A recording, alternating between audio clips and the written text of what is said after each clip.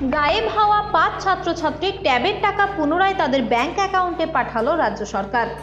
গায়েব হওয়া টাকার সঠিক তদন্ত করে উদ্ধার করুক প্রশাসন, দাবি হরিপাল গুরুদয়াল ইনস্টিটিউশনের প্রধান শিক্ষকের। হরিপাল গুরুদয়াল ইনস্টিটিউশন সূত্রে জানা গেছে, মোট ৬ জন ছাত্রছাত্রীর ট্যাবের টাকা গায়েব হয়।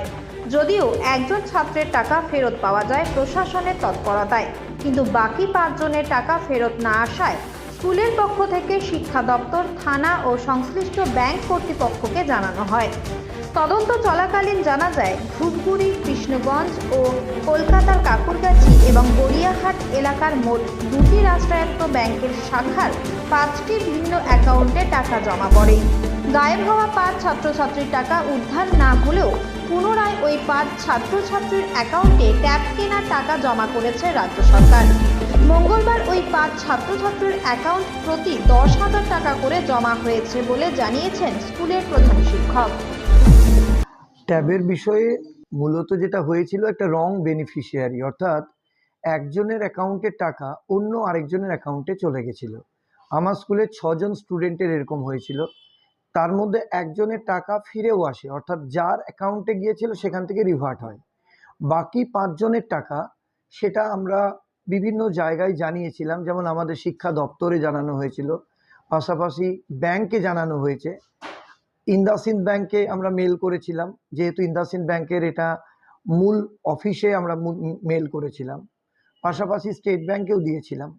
এখানে হরিপাল থানাতে বিষয়টা জানানো হয় এবং সাইবার ক্রাইম ব্রাঞ্চে জানানো হয়। ওনারা তদন্তও করেছেন।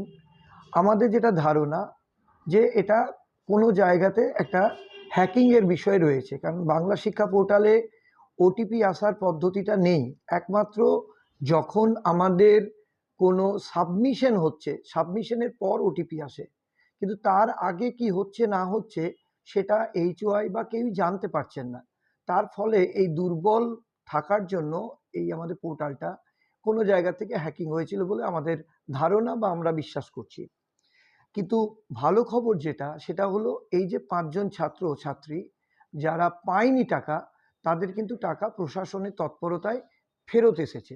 অর্থাৎ প্রশাসন যে উদ্যোগটা নেওয়ার কথা বলেছিলেন, তাতে গতকালই কিন্তু টাকা তাদের অ্যাকাউন্টে এসে গেছে। আমার স্কুলের ৫ জন ছাত্রছাত্রীরই টাকা এসেছে এবং তারা সকালে যখন পরীক্ষা দিতে এসেছে, প্রত্যেকেই 12-এর স্টুডেন্ট, প্রত্যেকেই রিপোর্ট করেছে এবং স্বাভাবিকভাবেই তারা খুশি। একই সাথে আমরা চাইবো যে টাকাগুলো অন্য অ্যাকাউন্টে গেছে, যেভাবে প্রশাসন উদ্যোগ নিয়েছে, তাতে সেই টাকাগুলো নিশ্চিতভাবে উদ্ধার হবে এবং সরকারি কোষাগারে সেই টাকাগুলো আসবে। এটা টাকাগুলো কোথায় গেছে বলে মনে হচ্ছে? মনে হয় না, নিশ্চিতভাবেই আমরা তো বুঝতে পারছি। যেমন ধরুন, ইন্দাসিন ব্যাংকের ধূপগুড়ি ব্রাঞ্চের একটা অ্যাকাউন্টে টাকা গেছে। একইভাবে ইন্দাসিন ব্যাংকের 2টো অ্যাকাউন্ট রয়েছে, একটা আপনার কাকুরগাছিতে, একটা আছে আপনার গড়িয়াহাট, এবং আমরা মেল করেছি ইন্দাসিন ব্যাংকে, যদিও সেখান থেকে আমরা তেমন রেসপন্স পাইনি। একইভাবে কিষানগঞ্জের কাছে একটা স্টেট ব্যাংকে 2টো অ্যাকাউন্টে টাকা গেছে, তার মধ্যে থেকে একজন আবার টাকাটা ফেরতও দিয়েছেন। অর্থাৎ 5টা টাকা কোথায় রয়েছে সেটা কিন্তু আমরা নির্দিষ্টভাবে পরিসংখ্যানটাও দিয়েছি, অ্যাকাউন্টগুলোও দিয়েছি। সমস্ত যে ঊর্ধ্বতন কর্তৃপক্ষ, তাদের কাছে জানানো আছে। তার মানে আমরা আশাবাদী যে নিশ্চিতভাবে ওই টাকাগুলো পরবর্তীতে রিট্রিভ করার প্রসেসটা হবে এবং তারা টাকাগুলো আবার সরকারি কোষাগারে ফিরে আসবে। এখন ৫ জনই পেয়েছে টাকা? আমাদের ৫ জনই পেয়েছে।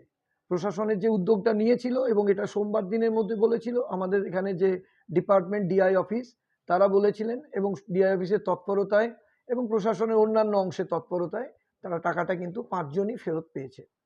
স্যার, আপনার নাম? আমার নাম প্রিয়রঞ্জন ঘটক, আমি হরিপাল গুরুদয়াল ইনস্টিটিউশনের প্রধান শিক্ষক। আমাদের টাকা না ঢোকে আমরা স্কুলেতে জানাই যে সবাই টাকা ঢুকেছে, আমাদের ঢোকে নেই। স্যার তখন যথোপযুক্ত ব্যবস্থা নেয় এবং কি ডকুমেন্ট লাগে সেটা আমাদের থেকে চায়। এই ডকুমেন্টগুলো সাবমিট করার পরে কিছুদিনের মধ্যেই আমরা টাকাটা পেয়ে যাই। তোমার কতগুলো বন্ধুর হয়েছিল জানো? ৫ জন। আচ্ছা, তারা সবাই পেয়েছে? হ্যাঁ, সবাই পেয়েছে। অ্যাকাউন্টে টাকা 10,000 টাকা করে ঢুকেছে অ্যাকাউন্টে। কবে? কালকে কালকে 4টের সময়। নাম? নাম তমাল চ্যাটার্জি। বাড়ি? বাড়ি হরিপাল খামারচন্ডী।